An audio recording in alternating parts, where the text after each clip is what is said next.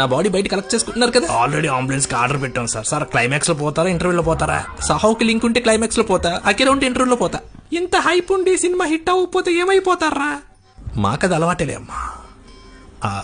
అజ్ఞాతవాసం నుంచి అరవడం మానేసాం. వకీల్ సాబ్ కొంచెం ఓదార్చింది, భీమ్లా నాయక్ భుజం ఇచ్చింది.